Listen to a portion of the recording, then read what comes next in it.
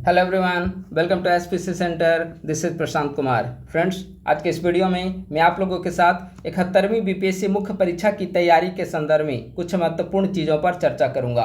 71वीं BPSC मुख्य परीक्षा कब संभावित है, इसके अलावा 71वीं बीपीएससी मुख्य परीक्षा के लिए आगामी 120 दिनों के अंदर अंदर आप किस प्रकार से 150 महत्वपूर्ण टॉपिक को फिनिश करें। मेंस एग्जामिनेशन, मेंस की तैयारी के दौरान आपकी डेली रूटीन किस प्रकार की होनी चाहिए, कौन से सब्जेक्ट के लिए किस प्रकार के आप लोग कंटेंट स्टडी मटेरियल को यूज करें, इन सभी चीज़ों पर आज की इस वीडियो में डिस्कशन किया जाएगा। लेकिन मेंस के डिस्कशन से पूर्व सबसे महत्वपूर्ण और सबसे जो एक इस समय द्वंद्व की स्थिति जो सभी अभ्यर्थियों के बीच बनी हुई है, उस पर हम लोग संक्षिप्त में चर्चा करेंगे। और वह टॉपिक है हमारा 71वीं बीपीएससी प्रीलिम्स कट ऑफ को लेकर। निस्संदेह अभी ऑफिशियल आंसर की जारी नहीं की गई है आयोग के द्वारा। हालांकि कई सारे कोचिंग इंस्टीट्यूट के द्वारा आंसर की उनके द्वारा अपने अपने प्रेडिक्शन के आधार पर जारी किए गए हैं। और एक कट ऑफ, अनुमानित कट ऑफ को लेकर विभिन्न यूट्यूब चैनल, सेलेक्टेड कैंडिडेट, विभिन्न कोचिंग इंस्टीट्यूट सभी के द्वारा डिस्कस किया गया है अपने अपने यूट्यूब चैनल पर। कई कोचिंग इंस्टीट्यूट के द्वारा 80 कट ऑफ बताया जा रहा है, कई के द्वारा 85 बताया जा रहा है, कई के द्वारा 82, 85, 86, 89 इस तरह का प्रेडिक्शन किया जा रहा है। ठीक है, लेकिन अभी चूंकि ऑफिशियल जब आंसर की आएगी तो कई सारे कोचिंग इंस्टीट्यूट के जो आंसर हैं उनमें थोड़ी सी भिन्नता हमें देखने को मिलेगा। बीपीएससी जो आयोग है उसके आंसर से 3-4 प्रश्न तो जरूर है। कई सारे प्रश्न ऐसे हैं जो आयोग के द्वारा इस बार पूछा गया है, उस प्रश्न का आंसर डिलीट भी किया जा सकता है।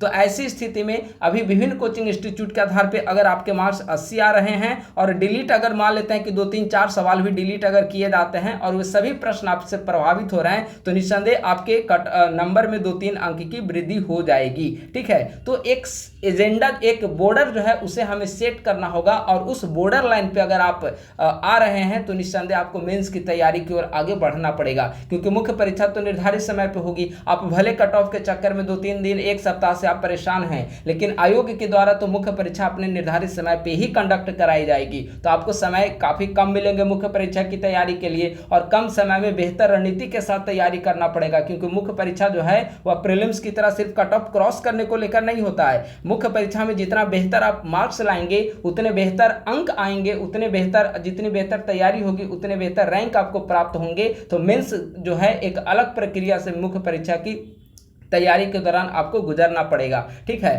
तो ओवरऑल एक प्रेडिक्शन के आधार पर अगर हम लोग चर्चा करें तो जनरल मेल के, और एक बात और आप ध्यान रखेंगे, इस बार का जो कट ऑफ आएगा, जो रिजल्ट आएंगे उसमें जनरल का जो कट ऑफ होगा और रिजर्व कैटेगरी का जो कट ऑफ होगा उसके बीच काफी ज्यादा गैप देखने को मिलेगा। जब जब फैक्चुअल सवाल ज्यादा पूछे जाएंगे, जटिल सवाल ज्यादा पूछे जाएंगे, तो रिजर्व कैटेगरी का जो गैप होगा वह मार्जिन जो है उसमें लगातार वृद्धि देखने को मिलेगी। 70वीं बीपीएससी का एग्जाम्पल आप सभी के सामने है। 70वीं बीपीएससी में जो कैंडिडेट 90 से 95 के बीच में जो कैंडिडेट अपना मार्क्स परफॉर्म कर रहे थे, उनका मार्क्स सीधे सीधे इस बार घटकर 75 से 80 के बीच में उनका मार्क्स देखने को मिल रहा है। हमारे पेड बैच में लगभग 1500 के आसपास candidate current affair paid batch में जुड़े हुए थे।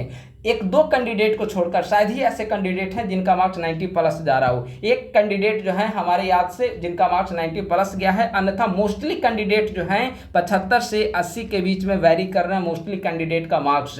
तो निस्संदेह 1-2 कैंडिडेट के आधार पर कट ऑफ डिसाइड नहीं होता है। इसमें एवरेज चूंकि 13,000 अभ्यर्थियों का रिजल्ट इस बार प्रीलिम्स में आने वाला है, काफी महत्वपूर्ण है। 3 लाख के आसपास अभ्यर्थी इसमें शामिल हुए, उनमें से 13,000 अभ्यर्थियों का रिजल्ट आएगा।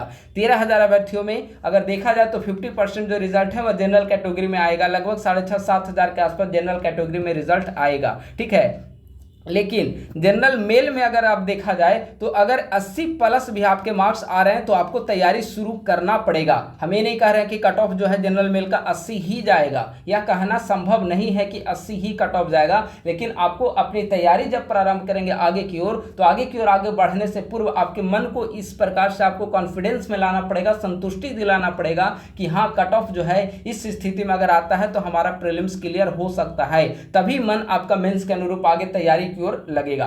आयोग के द्वारा भी जितना जल्द से जल्द होना चाहिए कि ऑफिशियल आंसर की जारी करे, ताकि अभ्यर्थियों के बीच जो द्वंद्व की स्थिति बरकरार है वह द्वंद्व की स्थिति जितना जल्दी दूर हो और एक फ्रेश विकल्प के साथ, अपनी एक फ्रेश स्ट्रेटजी के साथ आगे की ओर सभी अभ्यर्थी अपनी तैयारी प्रारंभ करें। ठीक है, तो रिजर्व कैटेगरी के बीच कट ऑफ हम ज़्यादा डिस्कस नहीं करेंगे, क्योंकि यह एक देखा जाए तो विभिन्न यूट्यूब चैनल और विभिन्न कोचिंग इंस्टीट्यूट सबके द्वारा पर्याप्त इस पर चर्चा कर दी गई है। ठीक है, रिजर्व कैटेगरी में लेकिन मेरा मानना है कि पिछले वर्ष की तुलना में अगर 5-6 नंबर भी आपके कम आ रहे हैं, पिछले बार का जो कट ऑफ था उसके कंपेयर में अगर 5-6 मार्क्स भी आपके कम आ रहे हैं तो मेंस की तैयारी आपको प्रारंभ कर देनी चाहिए। ठीक है, क्योंकि बाद में फिर आपके पास समय बहुत कम मिलेंगे और आप प्रतीक्षा करते हुए अपना समय को बर्बाद कर चुके होंगे। ठीक है, मान लेते हैं कि मेंस का पिछले बार का कट ऑफ, मान लेते हैं कि प्रीलिम्स का कट ऑफ पिछले बार का अगर किसी भी रिजर्व कैटेगरी में 80 गया हो और आपके मार्क्स 74, 73, 75 भी आ रहे हों तो आपको मेंस की तैयारी में जुट जाना चाहिए। आगे कुछ प्रश्न डिलीट भी हो सकते हैं, कुछ प्रश्न का आंसर चेंज भी हो सकता है। ऐसी स्थिति में आपको अपॉर्चुनिटी मिलने की पूरी संभावना बनती है और रिजर्व कैटेगरी के कट ऑफ में प्रीवियस ईयर की तुलना में निस्संदेह इस बार कमी देखने को मिलेगी, इसमें कोई दो राय नहीं है और यह कमी 5-6 नंबर से अधिक भी हो सकती है। ठीक है, जनरल मेल में हो सकता है कि थोड़ा कम गिरावट देखने को मिले, लेकिन रिजर्व कैटेगरी में का पिछले वर्ष की तुलना में गैप जो है वह 5-6 नंबर का होना चाहिए। तो अगर आप इस ढांचे में खुद को पाते हैं तो आपको मेंस की तैयारी प्रारंभ कर देनी चाहिए बिना किसी निसंकोच के। ठीक है, आप अपने आसपास साथी दोस्त यार से लगातार बातचीत कर रहे होंगे, आपको आइडिया लग चुका होगा कि किस अभ्यर्थी का कितने मार्क्स आ रहे हैं और ऐसे बहुत कम कैंडिडेट हैं जिनका 85+ और 80+ मार्क्स जा रहे हैं, यह हकीकत है। ठीक है, तो इस प्रकार से आपको अपनी तैयारी शुरू करना पड़ेगा। तो जब आप आगे की ओर तैयारी प्रारंभ करेंगे तो तैयारी प्रारंभ करने के पहले मन में एक रोड मैप होना आपके लिए बहुत जरूरी है। किस प्रकार से आप मुख्य परीक्षा की तैयारी करें, कितना समय आपको मुख्य परीक्षा के लिए मिलेगा, मुख्य परीक्षा की तैयारी के दौरान कितने टॉपिक को कंप्लीट करें, तो एक स्ट्रेटजी आपके माइंड में फ्रेम होना चाहिए। क्या डेली रूटीन होनी चाहिए मुख्य परीक्षा की तैयारी के दौरान। तो यह वीडियो एक कॉम्प्रिहेंसिव वीडियो होगा और इसमें सभी महत्वपूर्ण समस्याओं को हम लोग समझने की कोशिश करेंगे।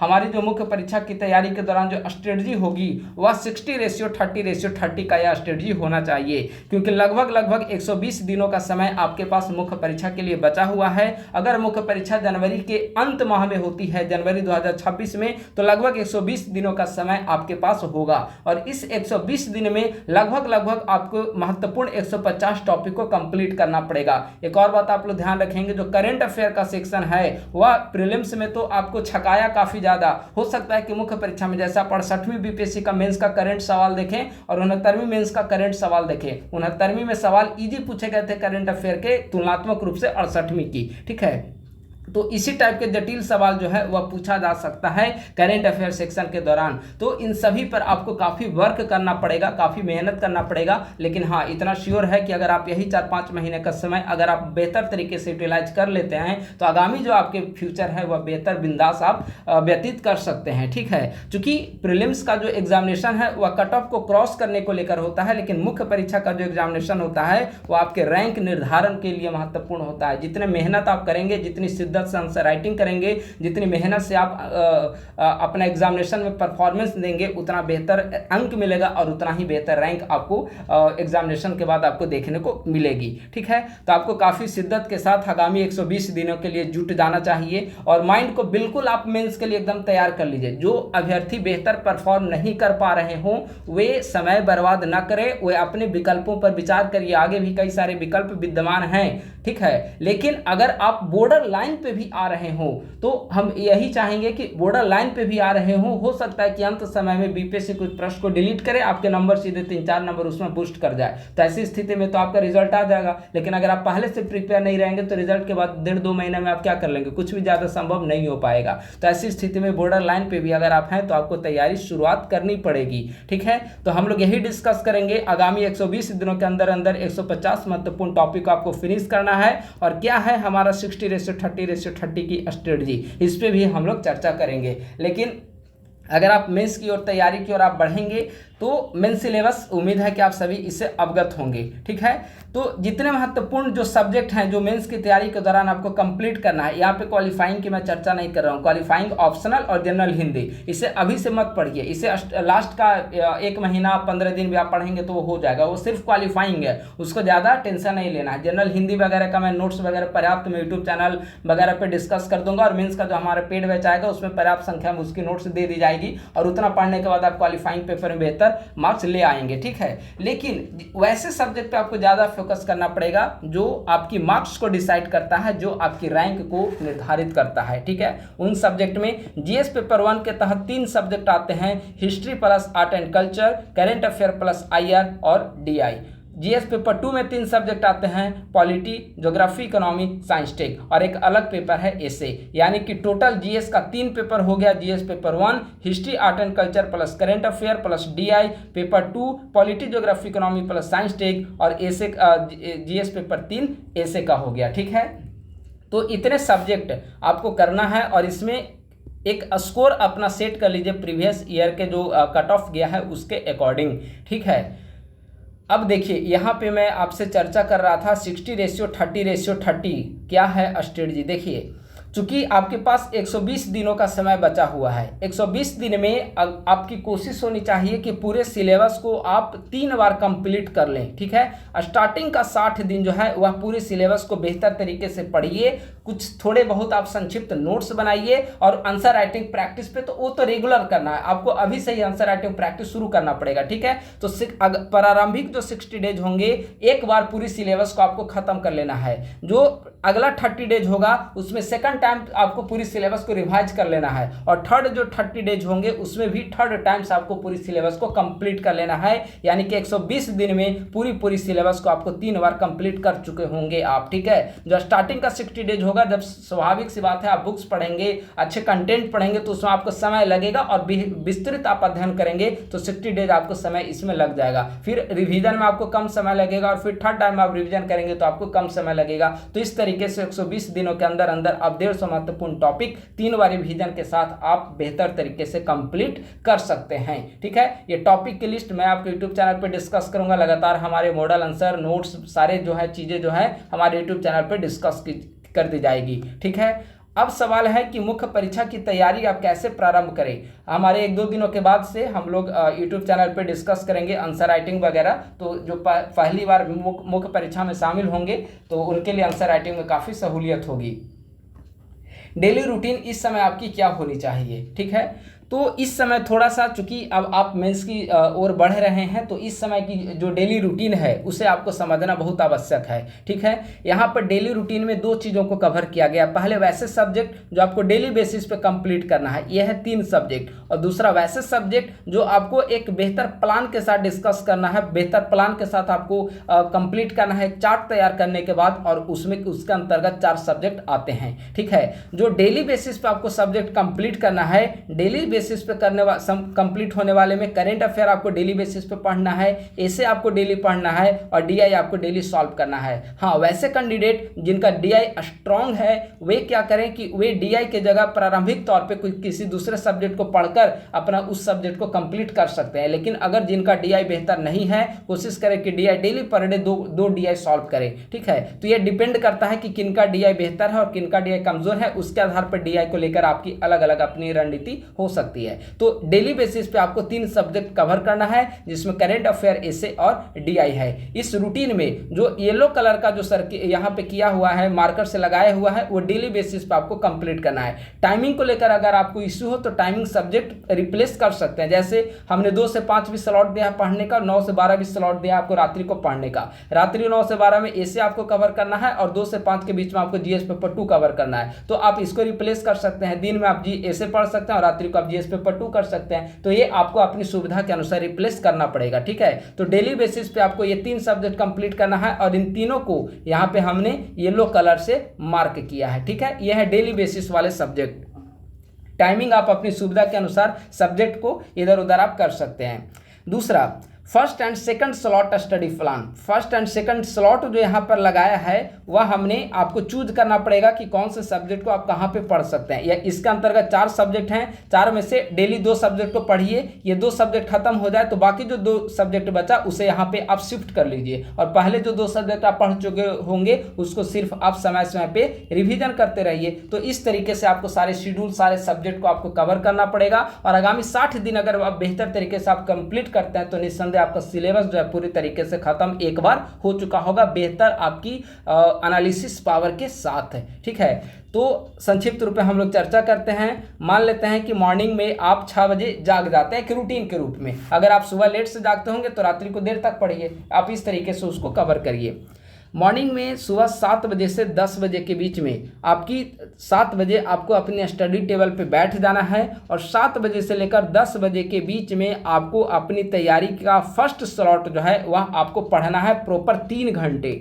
यानी 7 बजे से लेकर 10 बजे तक प्रॉपर 3 घंटे आपको कोई एक सब्जेक्ट पढ़ना है। अब यहाँ पे है फर्स्ट स्लॉट, तो फर्स्ट स्लॉट में कौन सब्जेक्ट पढ़ेंगे, तो यहाँ पे 4 सब्जेक्ट जो दिया गया है, 4 सब्जेक्ट में से कोई एक सब्जेक्ट आप यहाँ पे पढ़ सकते हैं। मेरा यकीन मानिए, मेरा अगर आप सजेशन लेना चाहेंगे तो प्रारंभिक का 15-20 दिन आप हिस्ट्री यहाँ पे पढ़िए, और कोशिश करिए कि 15-20 दिन के अंदर अंदर हिस्ट्री, आर्ट एंड कल्चर का जो सेक्शन है उसे पूरी तरीके से कंप्लीट कर लिया जाए। स्टार्टिंग का 15 से 20 दिन, और हिस्ट्री ऐसा सब्जेक्ट है जो कि पूरी तरीके से कंप्लीट हो जाएगा। ठीक है, जब हिस्ट्री खत्म हो जाए तो हिस्ट्री खत्म होने के बाद फिर आप इसके जगह पॉलिटी को प्रारंभ करिए, और जब पॉलिटी करेंगे तो ये भी आप कोशिश करिए कि 25 दिनों के अंदर अंदर आपका पूरा पॉलिटी भी खत्म हो जाए। तो हो गया आपका यहाँ पे 20 दिन। यहाँ पे चलिए मान लिया कि 30 दिन आपको पॉलिटी कवर करने में लगते हैं, तो यह हो गया 20 दिन और यह हो गया 30 दिन, यानी कि हो गया 50 दिन प्लस 10 दिन बचा, तो 10 दिन में आप रिवाइज कर लें हिस्ट्री प्लस पॉलिटी को। तो सुबह वाले स्लॉट में सिर्फ हिस्ट्री प्लस पॉलिटी को पढ़ें, स्टार्टिंग का 60 डेज, उसमें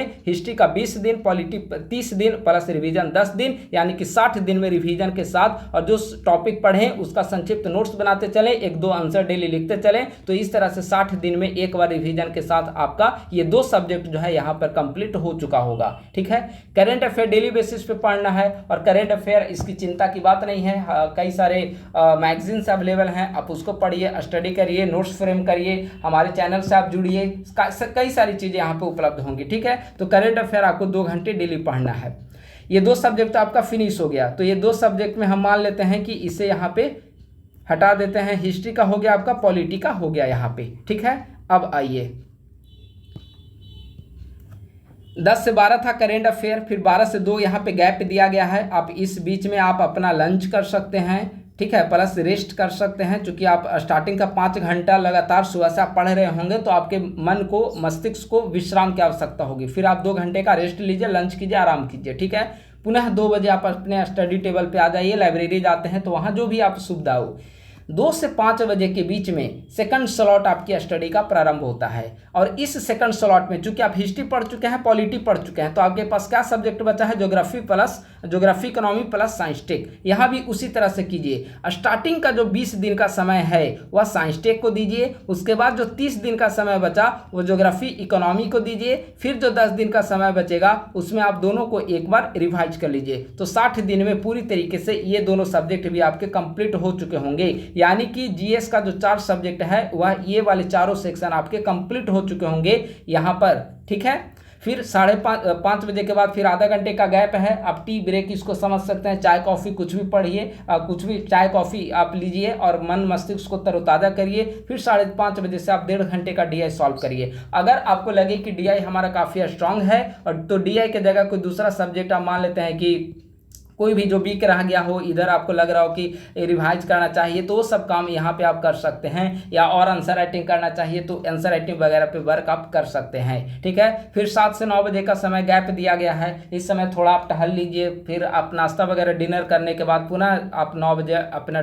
प्रारंभ करिए पढ़ाई, और 9 से 12 के बीच में आपको ऐसे कंप्लीट करना है। ऐसे आप डेली 3 घंटे पढ़िए, काफ़ी बेहतर तरीके से, और काफ़ी आनंद आएगा। ऐसे ऐसा टॉपिक है जिससे आप जितना आनंद के साथ पढ़ेंगे उतना ही ऐसे ऐसे में मज़ा आएगा और एक काफ़ी बेहतर मार्क्स भी ऐसे में लाया जा सकता है। ठीक है, अगर आपको टाइमिंग को लेकर प्रॉब्लम हो तो यहाँ पर 2 से 5 के बीच आप ऐसे कर सकते हैं और इस वाले शेड्यूल के यहाँ पे शिफ्ट कर सकते हैं। आपके ऊपर निर्भर करता है कि कौन सा टाइमिंग में कौन सा सब्जेक्ट को यहाँ पर कंप्लीट करें। तो इस प्रकार से अगर इतना आप डेली कवर करते हैं तो आगामी 60 दिनों के अंदर अंदर पूरा जीएस आपका एक बार कंप्लीट हो चुका होगा। इसमें आपका करंट, एसे, डीआई, ठीक है, history, polity, geography, economic, science, tech, ये सभी इसके अंतर्गत समाहित है और सभी ये कंप्लीट हो चुका होगा।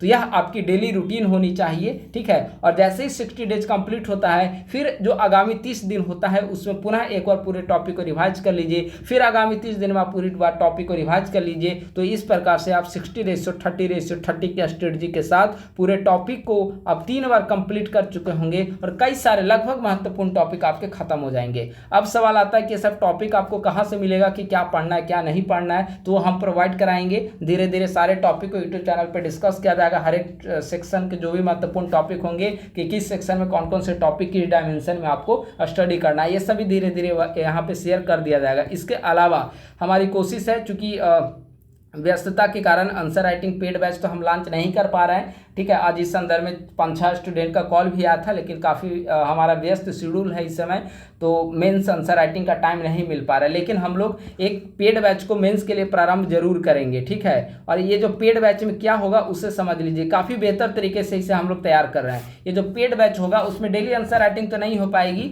लेकिन डेली टारगेट इसके अंतर्गत आपको दिए जाएंगे कि आज का टारगेट आपको ये है और इतने सारे टॉपिक आपको आज कंप्लीट करना है। आपके रिसोर्सेस ये होंगे, आपको ये बुक आपको कंप्लीट करना है। इसमें से एक चैप्टर पर डे आपको दिया जाएगा, डेली टारगेट दिया जाएगा और उसी टारगेट के अनुसार आपको क्वेश्चन भी दिए जाएंगे ग्रुप में। जब क्वेश्चन दिया जाएगा तो फिर आपको आंसर लिखना पड़ेगा और फिर रात्रि को हम लोग मॉडल आंसर भी उसका प्रोवाइड कर देंगे। ठीक है, जब मॉडल आंसर प्रोवाइड करेंगे तो आप सेल्फ इवैल्यूएशन के आधार पर आप जज कर पाएंगे कि किस प्रकार से हमारा आंसर लिखा हुआ और क्या इंप्रूवमेंट, इनरिचमेंट किया जा सकता है। ठीक है, तो इस प्रकार से मेंस का चूंकि हमारा मॉडल आंसर का जो नोट्स आप 70वीं में भी देखे होंगे, काफी बेहतर परफॉर्मेंस हुआ था। और करंट अफेयर हो या फिर हर सेक्शन में जो प्रश्न थे वो डायरेक्टली मॉडल आंसर से मैच हुए थे। कई सारे मॉडल आंसर का फोटो जो हमारे टेलीग्राम ग्रुप में अवेलेबल है, जिस दिन एग्जामिनेशन हुई थी उसी दिन, तो आप वहां पे जाकर देख सकते हैं। तो ये जो चूंकि मॉडल आंसर, चूंकि करंट ओरिएंटेड हम लोग टॉपिक को चूज करने के बाद उससे हम लोग मॉडल आंसर को तैयार करते हैं, तो मेंस के लिए काफी लाभदायी होगा।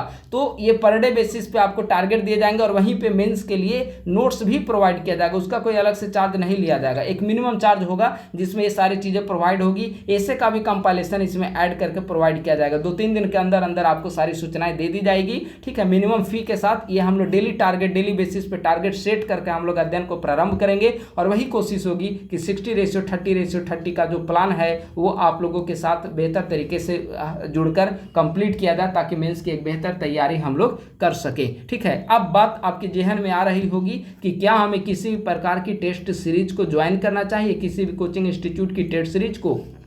देखिए, क्लास के लिए अगर आप पूछेंगे तो मैं डायरेक्टली मना करूंगा कि मेंस की क्लास बिल्कुल ना ले इस समय में।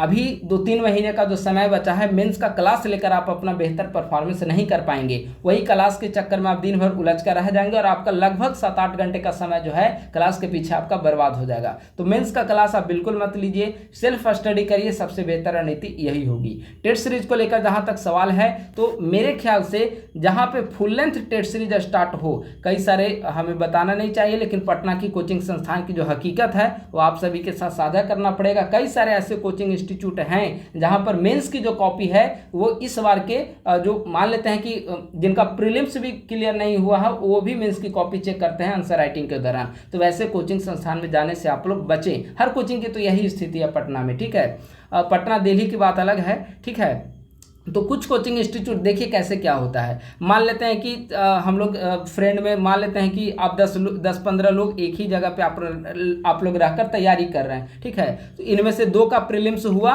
बाकी 8 कैंडिडेट का प्रीलिम्स क्लियर नहीं हुआ। तो अब क्या होगा कि कोचिंग इंस्टीट्यूट वाले कहाँ से इवैल्यूएटर लाएं, तो वे मॉडल आंसर तैयार करते हैं कि इस मॉडल के आधार पे अगर किसी भी कैंडिडेट का आंसर लिखा हुआ हो तो उसको मार्क्स देना है, और किसी का अच्छा आंसर नहीं लिखा हुआ तो उनको मार्क्स नहीं देना है। अब क्या करते हैं कि वे स्टूडेंट को हायर करते हैं, ठीक है। तो बेहतर कैंडिडेट तो खुद मेंस दे रहे होते हैं, अब जो प्रीलिम्स जिनका क्लियर नहीं होता है वो पिछली बार लगातार वो प्रीलिम्स क्लियर नहीं कर पा रहा है, फेल्यूर हैं, तो उनके द्वारा उनकी कॉपी चेक कराई जाती है, कह दिया जाता है कि ये मॉडल आपको फॉर्मेट दिया जा रहा है और उसी के आधार पर आपको आंसर चेक करके मार्क्स को आपको पुट कर देना है, ठीक है। तो कई कोचिंग इंस्टीट्यूट में इस तरह की घटनाएं देखने को मिलती है। तो टेस्ट सीरीज आप दें, लेकिन टेस्ट सीरीज इस दृष्टिकोण से नहीं दें कि वहां पे कितने मार्क्स आ रहे हैं, दूसरे से हम कंपेयर करते हैं। टेस्ट सीरीज इस ख्याल से आप दें कि आपका जो टाइम मैनेजमेंट है, समय प्रबंधन जो है आपका बेहतर हो सके। आप 3 घंटे के दौरान सारे क्वेश्चन को अटेंड कर पा रहे हैं नहीं, शॉर्ट नोट्स आप बेहतर तरीके से लिख पा रहे हैं नहीं, कहां पे क्या कमी रह जा रही है, इस इवैल्यूएशन के लिए आप टाइम मैनेजमेंट के लिए टेस्ट सीरीज को ज्वाइन करें, और टेस्ट सीरीज फुल लेंथ को ज्वाइन करें, ना कि सेक्शनल, ठीक है। स्टार्टिंग का जो 1-2 महीने का समय है आप बेहतर तरीके से पढ़िए। पढ़ने के बाद जब किसी कोचिंग के द्वारा फुल लेंथ टेस्ट सीरीज को प्रारंभ की जाएगी, अक्सर की जाती है विभिन्न कोचिंग इंस्टीट्यूट के द्वारा, तो जब फुल लेंथ टेस्ट सीरीज प्रारंभ होगा तो उस समय आप टेस्ट दीजिए, क्योंकि वास्तविक परफॉर्मेंस आपकी फुल लेंथ टेस्ट सीरीज में ही हो पाएगी, ठीक है। इसके अलावा अगर अभी आप टेस्ट सीरीज किसी कोचिंग इंस्टीट्यूट का ज्वाइन कर लेते हैं तो देखिए क्या होगा, अभी सेक्शनल टेस्ट सीरीज वो लोग चलाएंगे, और स्टार्टिंग का जो 2 महीना है, स्टार्टिंग का 2 महीना वही सेक्शनल टेस्ट सीरीज खत्म होते होते आपका समय चला जाएगा, और स्टार्टिंग के 2 महीना में तो हम लोग यहाँ पे कई सारे टॉपिक कंप्लीट कर चुके होंगे, ठीक है। तो स्टार्टिंग का 2 महीना वहाँ पे भी सेक्शनल टेस्ट चलेगा, और उसके बाद फिर 1 महीना जो है लगभग आपको फुल लेंथ टेस्ट सीरीज चलेगा। तो जो 1 महीना लास्ट का जो फुल लेंथ होता है वही वास्तविक परफॉर्मेंस होता है। तो ये समय जो है सेल्फ स्टडी करिए, हमारे साथ यूट्यूब चैनल पर जुड़िए, वहाँ पे मॉडल आंसर डिस्कशन, कई सारे प्रीवियस वीडियोस हैं, आगामी कई सारे करंट अपडेटेड सारे अवेलेबल कराए जाएंगे यूट्यूब चैनल पे, पेड ग्रुप वगैरह में। तो यहाँ से आप लोग सारे कंटेंट को, सारे नोट्स को बेहतर तरीके से आप लोग कंप्लीट करिए, और हमारे साथ जुड़कर हम भी काफ़ी बेहतर शिद्दत के साथ, चूँकि मुख्य परीक्षा में लगेंगे तो आप सभी के साथ हम लोग जुड़कर हम लोग एक तैयारी कर रहे हैं, तैयारी करेंगे और काफ़ी बेहतर तरीके से इसे हम लोग कंप्लीट करेंगे। अब सवाल आता है कि स्टडी मटेरियल क्या, कहाँ से स्टडी मटेरियल आप लोग लाएंगे, कैसे क्या कंटेंट को आप लोग पढ़ेंगे, ठीक है। तो सबसे पहले यहाँ पे लिखा हुआ है ISPC सेंटर का नोट्स प्लस मॉडल आंसर। ये मैं इसीलिए कह रहा हूँ क्योंकि महत्वपूर्ण टॉपिक को छांटकर हम लोग मॉडल आंसर को तैयार करते हैं, और यही कारण है कि मॉडल आंसर का परफॉर्मेंस मेंस एग्जामिनेशन में काफ़ी बेहतर देखने को मिल रहा है, ठीक है। 70वीं 69वीं और 60वीं हर बार बेहतर परफॉर्मेंस रहा है, और 71वीं के लिए भी इसी तरीके का मॉडल आंसर हम लोग प्रोवाइड कराएंगे, और जो हमने बताया पेड बैच के बारे में उसी में सारे मॉडल आंसर प्रोवाइड किए जाएंगे, ठीक है। तो आप लोग हमारे यूट्यूब चैनल से जुड़े रहें, हमारे नोट्स मॉडल आंसर को आप लोग ज्वाइन करेंगे तो वहाँ से आपको प्राप्त होंगे। बाकी हर एक सेक्शन के लिए देखिए, यहाँ पे हिस्ट्री के लिए आपको KBC नैनो की बुक कंप्लीट कर लेना है, जो मेंस के लिए जो स्टार्टिंग का हो गया, जैसे आर्ट एंड कल्चर का हो गया, ठीक है, आर्ट प्लस कल्चर, इसमें क्या आएगा, मौर्य कला, पाल कला, पटना, मधुबनी, ये सब सवाल पूछे जाते हैं, ठीक है। प्लस में बिहार का इतिहास, जितने भी 1857 के विद्रोह के से लेकर अभी तक, पाश्चात्य शिक्षा का विकास, चंपारण, भारत छोड़ो में भूमिका, ये सब चीज़ों को यहाँ से कंप्लीट कर लेना है। प्लस में भारत का इतिहास जो है, भारत का इतिहास नहीं, इसे स्वतंत्रता संघर्ष कहिए, 1857 के विद्रोह के बाद से लेकर, तो ये आपको स्पेक्ट्रम से कर लेना है। प्लस में विभिन्न अधिनियम भी इसी में आ जाएगा, ठीक है। तो हिस्ट्री में आपको इतना कर लेना है, KBC नैनो की बुक रखना है, प्लस में स्पेक्ट्रम, दोनों में से कुछ कुछ चैप्टर, पूरी बुक नहीं। KBC नैनो से सिर्फ आर्ट एंड कल्चर, वो मैं बाद में डिस्कस करूंगा, ठीक है। प्लस में बिहार का इतिहास, और स्पेक्ट्रम से 1857 के बाद से भारत का स्वतंत्रता इतिहास, यह हो गया हिस्ट्री। पॉलिटी में नो डाउट एक ही बुक आपको कवर करना है, और वह है लक्ष्मीकांत, ठीक है।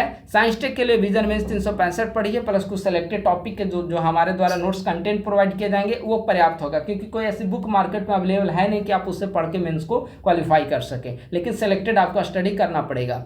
ज्योग्राफी इकोनॉमी में कुछ से टॉपिक जो हैं वह आपको दृष्टि का क्विक बुक यूज करना पड़ेगा, कुछ के लिए आपको NCERT की तरफ जाना पड़ेगा, ठीक है। लेकिन जो भी हमारे पेड ग्रुप में जुड़े रहेंगे उनको हम लोग क्या करेंगे कि दृष्टि के क्विक बुक का जो स्कैन करके हम लोग उसका PDF, कुछ जो इंपॉर्टेंट चैप्टर होंगे उसको हम लोग प्रोवाइड कराते जाएंगे, ताकि आपको बुक खरीदना ना पड़े, क्योंकि कंटेंट के लिए आप कहाँ बार बार हर एक टॉपिक के लिए आप नई बुक को खरीद नहीं सकते, ठीक है। और एक ही बुक में सारे कंटेंट मिल जाए, बेहतर कंटेंट, वो भी जरूरी नहीं है। तो वैसे सभी महत्वपूर्ण बुक से जो बेहतर कंटेंट होंगे वो हम लोग कोशिश करेंगे कि आपको प्रोवाइड कराएं, प्लस में मॉडल आंसर, आंसर राइटिंग, ये सब तो होगा ही उसमें ऐड, ठीक है।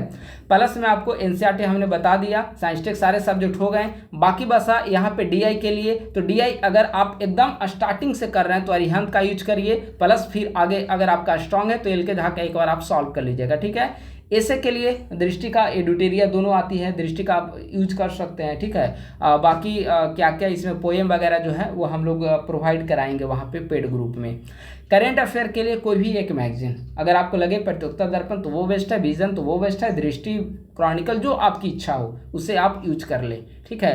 बाकी जो है वो हम लोग कोशिश करेंगे कि जो पेड ग्रुप हमारा बनेगा वो एडिटोरियल का नोट्स हम लोग प्रोवाइड करें। डाटा उसमें कलेक्शन जो है, डाटा का काफ़ी रोल होता है मेंस एग्जामिनेशन में, और आंसर राइटिंग में इसको कैसे यूज करना है ये भी काफ़ी महत्वपूर्ण होता है, ठीक है। तो ये सब डाटा कलेक्शन वगैरह हम लोग इसमें प्रोवाइड करेंगे। और करेंट अफेयर में पीडी का कुछ महत्वपूर्ण जो जनवरी वगैरह से लेकर कुछ महत्वपूर्ण आर्टिकल वगैरह हैं उसका फ्रेश नोट्स मॉडल आंसर के रूप में वो सभी हम लोग इसके तहत प्रोवाइड कराएंगे, ठीक है। प्लस में कुछ जो है आपको विजन मेंस 365 कुछ पढ़ना पड़ेगा इसमें से, जैसे आईआर का आपको यूज करना पड़ेगा, साइंस टेक हो गया, थोड़ा बहुत आपको पॉलिटी का कुछ चैप्टर, तो ये सब आपको कंप्लीट करना पड़ेगा। तो ये सभी धीरे धीरे हम लोग उससे डिस्कस करेंगे। आज फर्स्ट डे था मेंस स्ट्रेटजी को लेकर, तो हमें लगता है कि काफ़ी महत्वपूर्ण और सारी चीज़ों का हमने इसमें डिस्कस कर लिया है, ठीक है। तो बिना समय गंवाए अब आपको आगे की तैयारी की ओर प्रारंभ करना चाहिए। हम लोग भी धीरे धीरे सारे मेंस के जो टॉपिक हैं वो सभी हम लोग यूट्यूब चैनल पर डिस्कस करेंगे। और चूंकि अभी ऑफिशियल के आने में लंबा समय है तो आप ज़्यादा लंबे समय तक इंतजार नहीं कर सकते,